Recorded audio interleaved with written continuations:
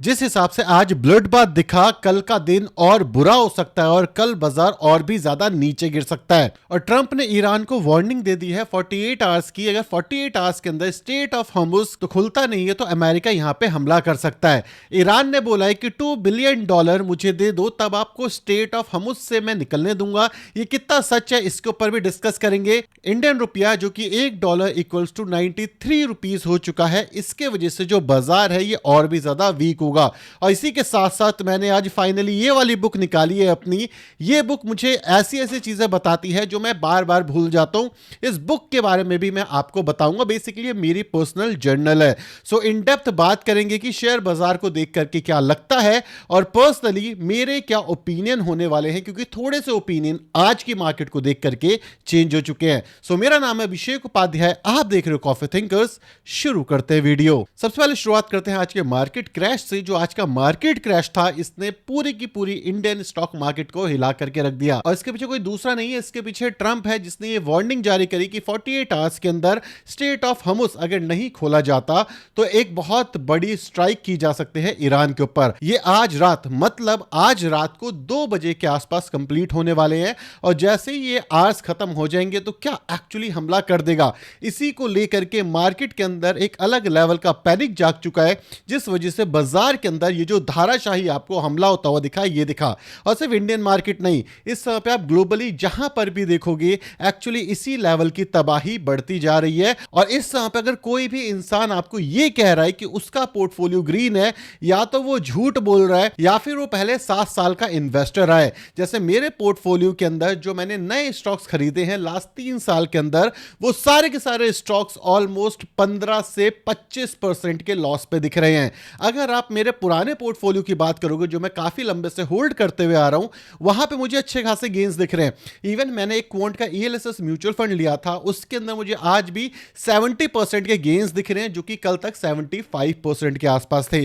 सो अगर आपको यह लग रहा है कि इस पूरे के पूरे क्रैश में आप हो, तो आप नहीं, चाहे वो कोई बड़े से बड़ा इन्वेस्टर हो या फिर छोटे से छोटा इन्वेस्टर, हर इंसान का पोर्टफोलियो इस समय पे रेड है। इसी वजह से ये जो बुक है ये मुझे बहुत कुछ सिखाने वाली, जो मैं आपके साथ भी शेयर करूंगा। लेकिन इन सबके बीच में एक न्यूज आती है जो कि इस क्रैश को थोड़ा और बढ़ा देती है कि स्टेट ऑफ हॉर्मुज को पार करने के लिए $2 बिलियन देने पड़ेंगे। और हर जगह ये न्यूज में है। जब मैंने इस न्यूज को क्रॉस चेक करने की कोशिश करी, सो मुझे जो दिखा वो मैं आपके साथ शेयर करता हूं। और ये काफी सैड है कि असली न्यूज ढूंढना कितना ज्यादा मुश्किल है।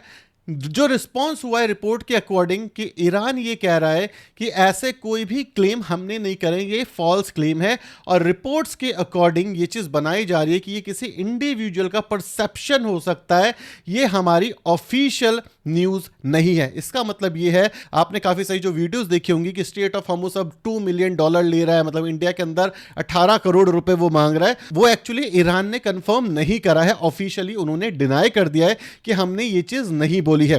तो इससे क्या हो रहा है, इससे जो न्यूज फ्लो है पूरी की पूरी दुनिया के अंदर, ये बहुत ज्यादा तेज है। तो जो भी आप इस समय पे बाजार में सुन रहे हो, उसको वेरीफाई करना जरूरी है, क्योंकि अगर आप उसको लेकर के कोई एक्शन लोगे तो ये बहुत बड़ी दिक्कत वाली बात हो सकती है। इवन अगर आप इसी न्यूज को लेकर के आगे परसेप्शन बनाते, तो ऐसा बनाते कि जो भी आपकी गैसेस आएंगी, ऑयल्स आएंगे, वो ऑटोमेटिकली बढ़ जाएंगे, जिससे जो क्रूड ऑयल के प्राइसेस हैं वो 140, 150, $200 तक भी जा सकते हैं। मैं ये नहीं कह रहा नहीं जा सकते, मैं कह रहा हूं जा भी सकते हैं, लेकिन इस वजह से नहीं जा सकते। तो ऐसी जो पैनिक न्यूज है, इससे आपको बच करके रहना है। और इसी तरीके से स्टॉक मार्केट के अंदर भी आपको इस समय पे काफी अनसर्टेनिटी मिल रही है। हर किसी का अपना अपना परसेप्शन है, अपना अपना पॉइंट ऑफ व्यू है। लेकिन अभी जो आपके बाजार के अंदर क्रैश देखने को मिल रहा है, एक अच्छा ऑप्शन होगा कि सेबी रजिस्टर्ड एडवाइजर से या प्लेटफॉर्म से सलाह लेकर के इन्वेस्ट किया जाए।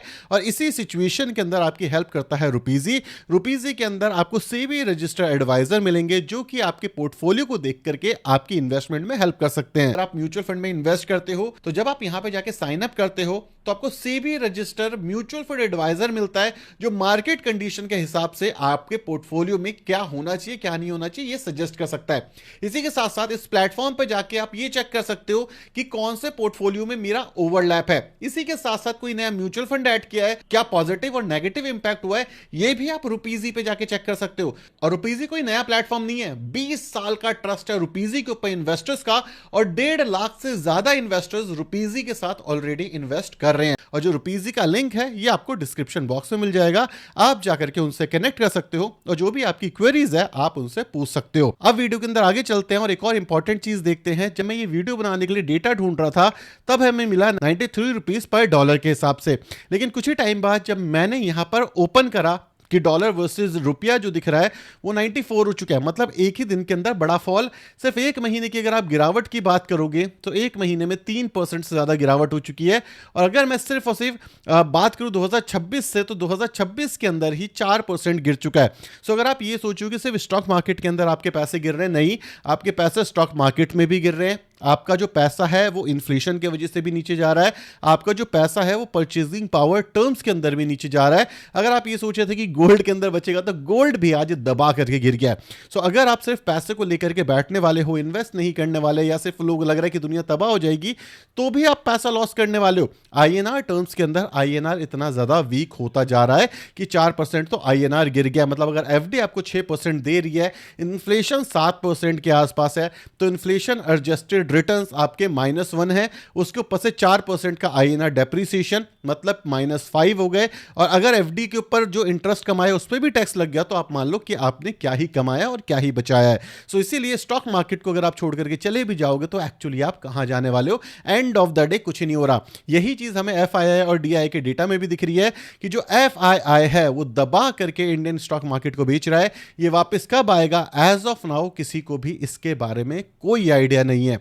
अगर आप मुझसे मेरा पॉइंट ऑफ व्यू पूछोगे और मैं अब आपको अपना पॉइंट ऑफ व्यू बताऊंगा, तो सबसे पहले बात करता हूं इस क्वेश्चन मार्क की। इस बुक के अंदर जो आपको क्वेश्चन मार्क दिख रहा है, इसका मतलब यह है कि मेरे पास इसका कोई आइडिया नहीं है, इसलिए इस जर्नल का नाम मैंने क्वेश्चन मार्क रखा हुआ है।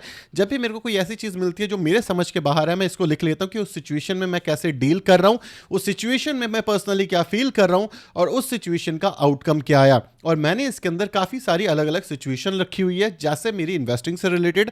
सेम चीज मैं आपको बताता हूं, जैसे कि 2022 के अंदर जब यूक्रेन रशिया की वॉर हुई, 2021-22 का टाइम है, ये वाला टाइम है जब ये बाजार गिर रहा था, सेम तरीके की न्यूज मुझे देखने को मिल रही थी और मैं काफी ज्यादा डरा हुआ था। मुझे नहीं समझ आ रहा था कि क्या करना चाहिए, और उस सिचुएशन के अंदर मैंने सिर्फ और सिर्फ इन्वेस्ट किया। 2021 के अंदर मैंने लोन लेकर के इन्वेस्ट किया था। ये मैं अपने मन से नहीं, ये जो मैंने जर्नल में लिखा है ये मैं बता रहा हूं, मैंने आपके साथ ये चीज शेयर भी करी है। जब मैंने लोन लेकर के इन्वेस्ट किया था ईएलएसएस म्यूचुअल फंड के अंदर, वो जो पैसा था मेरा वो गिर गया था करीब करीब 17% के आसपास विद इन सम डेज। मेरा खुद का जो पैसा है वो भी गिरा हुआ था, जो मैंने लोन लेकर के इन्वेस्ट किया था वो भी गिरा हुआ था। लेकिन आफ्टर सम ईयर्स, जो कंक्लूजन वाला सेक्शन है उसमें मैंने ये भी लिखा हुआ है कि after some year, 1.5 years to be specific, वहां से मुझे एक अच्छी खासी रिकवरी देखने को मिलती है। अब ये जो रिकवरी देखने को मिलती है, इस सिचुएशन के अंदर मैं उस समय पे ये फील कर रहा था कि मैं होपलेस था और मुझे एग्जैक्टली नहीं पता था कि क्या करना है। लेकिन मुझे सिर्फ एक चीज पता था कि अच्छे स्टॉक, अच्छे म्यूचुअल फंड को उठा करके खरीदना है, और वही चीज मैंने उस समय पे करी थी। इससे पुराने टाइम पे भी जब कोविड का सिचुएशन आया था, तब उस सिचुएशन के अंदर भी मैं काफी ज्यादा पैनिक कर रहा था और मैंने अपने पोर्टफोलियो को ओवरऑल 50% से सेल आउट कर दिया था लॉस के अंदर, इस वाले जोन के अंदर। इस वाले जोन में जब मैंने लॉस बुक किया, मुझे ये लगा कि भाई मैंने बहुत बड़ी गलती कर दी, क्योंकि 50% मेरा पैसा जा चुका था और 50% बढ़ा था, जो कि उसके बावजूद, सेल करने के बावजूद 15-20% और गिर गया था। और मुझे ये लग रहा था कि मैंने उस पैसे के साथ गलती कर दी है। लेकिन जब रिकवरी आई, तो रिकवरी के अंदर मैंने काफी लेट करके वो पैसा वापस इन्वेस्ट किया, जो मेरा 50% बचा हुआ था। इससे मेरे को एक और सीख मिलती है कि बाजार के अंदर जब जब गिरावट आती है, हम सब पैनिक सेलिंग करते हैं और इसी वजह से हम कभी भी लॉन्ग टर्म में अच्छे गेन्स नहीं बना पाते। मैंने ये सोचा था कि बॉटम के टाइम के ऊपर मैं यहां पर इन्वेस्ट करूंगा, लेकिन वो चीज मैं नहीं कर पाया था। तो ये दो लर्निंग मेरी रही है इसके अंदर, जो मोटे मोटे तौर पर रही है, जो मैंने अभी आपके साथ शेयर करी है। और ऐसी काफी सारी लर्निंग रही, जैसे मैंने रिसेंटली लिखा कल रात को बैठ करके कि आई हैव नो क्लू कि बाजार के अंदर इस समय पे क्या हो रहा है और मुझे क्या करना चाहिए। मैं इस समय पे सिर्फ इन्वेस्ट कर रहा हूं और हमेशा जब जब 10% का मेरे पास गिरावट आएगी तब तब मैं इन्वेस्ट करूंगा। ये मेरी कल की राइटिंग थी, जो मैंने पर्सनली अपनी बुक के अंदर रखी है, क्योंकि इन फ्यूचर भी जाकर के ऐसी गिरावट आती है तो वापस से मैं ऐसी जर्नल आर्टिकल जो मैंने बनाई हुई है इसको आकर के क्रॉस चेक करूंगा। और मैं आपको भी बोलता हूं, अगर आपकी लाइफ में कोई ऐसा एक्सपीरियंस हो रहा है जो आपको नहीं पता, जिसका आइडिया नहीं है, आप काफी कॉन्शियस फील कर रहे हो, काफी डरे हुए फील कर रहे हो, आप इसको बुक में लिखो, क्या एक्शंस आपने लिए और उसका आउटकम क्या आया। अगर आप वो देखोगे तो आपको अपने एक्शंस के ऊपर भरोसा हो जाएगा। सेम चीज चाहे मैं स्विंग ट्रेडिंग होता है उसके लिए करता हूं, पोस्ट करता हूं, जिसको मैं बैक टेस्ट करता हूं कि मैंने क्या क्या गलती करी थी, और सेम चीज मैंने जर्नल के फॉर्म में भी करी हुई है। सो नेट अगर आपको मेरा पॉइंट ऑफ व्यू जानना है, सो मेरा पॉइंट ऑफ व्यू सिंपल सा है कि यहां पर भी जो बाजार था हमारा वो गिर गया था इस वाले जोन पे। काफी पुराना डेटा नहीं है, 2024 अक्टूबर की बात हो रही है।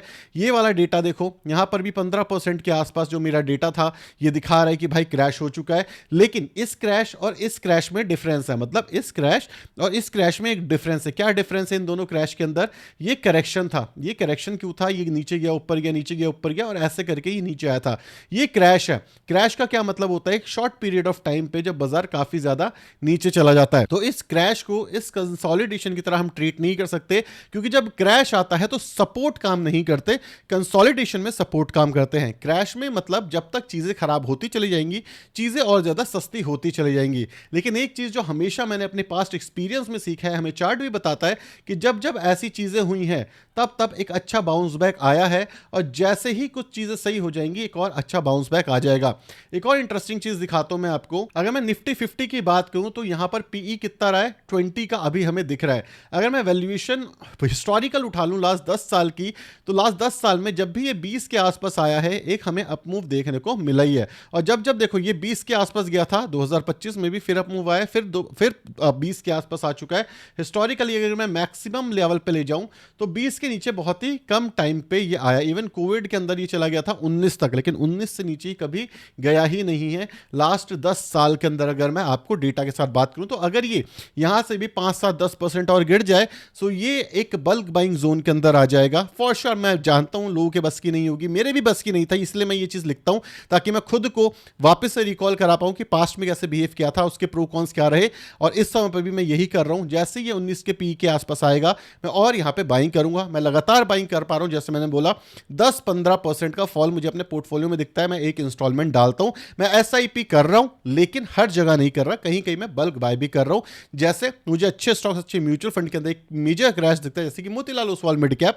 हर किसी को बहुत ही बुरा लग रहा होगा ये म्यूचुअल फंड, बट ठीक है, मेरे इन्वेस्टिंग स्ट्रेटेजी के हिसाब से मेरे को अच्छा दिखता है, मैं अभी भी उसके अंदर इन्वेस्ट कर रहा हूं। निफ्टी स्मॉल कैप 250 की बात कर लेते हैं।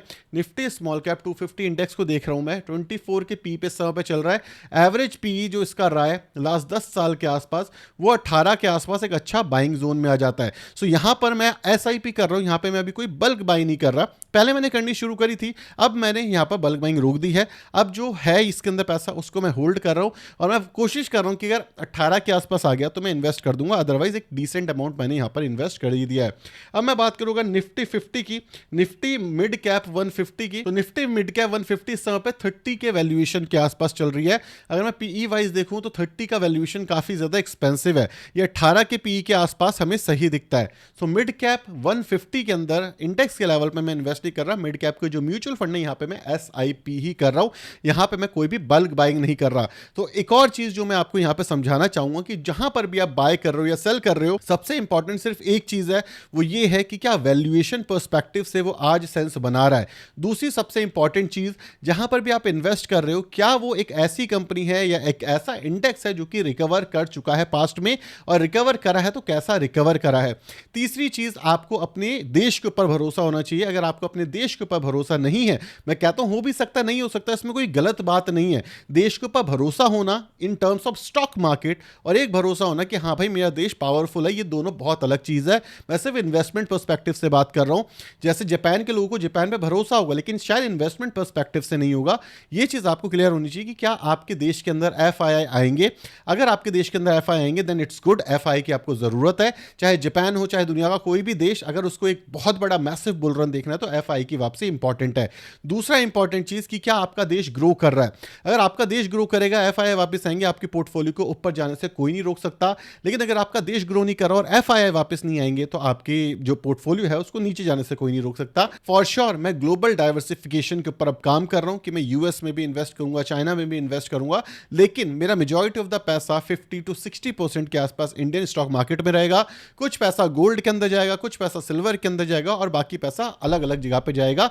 और इन सब के साथ साथ एक और सबसे इंपॉर्टेंट चीज, मेरा जो अपॉर्चुनिटी फंड है वो मैं बना करके रखूंगा। अपॉर्चुनिटी फंड एक ऐसा फंड होता है जहां पे जब आपको अपॉर्चुनिटी दिखे तब आप इन्वेस्ट करोगे। आप बोलोगे यार अपॉर्चुनिटी फंड तो खत्म हो जाना चाहिए था ना अभी तक। यस, खत्म हो जाता है, लेकिन सैलरी और इसके साथ साथ अलग अलग सोर्स ऑफ इनकम जो होते हैं वो आपके अपॉर्चुनिटी फंड को रिप्लेनिश करते रहते हैं। सो अगर आपके पास ऐसा अपॉर्चुनिटी फंड नहीं है तो प्लीज बनाओ। अगर आपके पास सिर्फ इस समय पे एक सैलरी आती है तो उस केस के अंदर सैलरी को एसआईपी करने की जगह धीरे धीरे देखो कि भाई कहां पे एक बल्क बाइंग अपॉर्चुनिटी है, वहां पे धीरे धीरे करके इन्वेस्ट करो। यहां पर ऐसा नहीं है कि अगर आप बैठे रहोगे तो कुछ हो जाएगा। मैं कह रहा हूं 2-3 साल तक बाजार गिरता भी चला जाए या वापस ना आए, आपको सिर्फ ये याद रखना है कि एसआईपी एक स्ट्रेटेजी है जो आपको उसके ऊपर विश्वास होना चाहिए और आपको उसके अंदर लगे रहना चाहिए। अगर आप सिर्फ बेच करके भाग जाओगे तो अब कोई ऑप्शन नहीं है आपके पास, क्योंकि अगर आप बेचोगे या कैश में आ जाओगे तो भी आपका पैसा मर ही रहा है डायरेक्ट वे और इनडायरेक्ट वे। लेकिन अगर मार्केट में शॉर्ट भी रिकवरी आती है, किसी भी पॉइंट ऑफ टाइम पे हल्की सी भी भनक पड़ती है बाजार को कि ये जो वॉर है ये रुक जाएगी, उस सिचुएशन में मैसिव रैली आपको देखने को मिल सकती है। अगर उस मैसिव रैली का आपको फायदा उठाना है तो आपको इन्वेस्ट रहना पड़ेगा।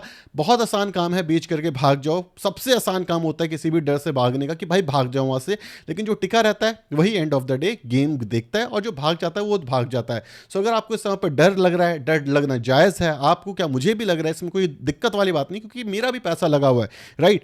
तो डर लगना जायज है, लेकिन एक सही प्रोसेस फॉलो करना हमारे लिए इंपॉर्टेंट है। इन सब से भी ज्यादा एक और इंपॉर्टेंट चीज पोर्टफोलियो रीबैलेंस। इस समय पे बाजार के अंदर बहुत अच्छी अच्छी अपॉर्चुनिटीज बहुत सस्ते सस्ते प्राइस पे मिल रही है।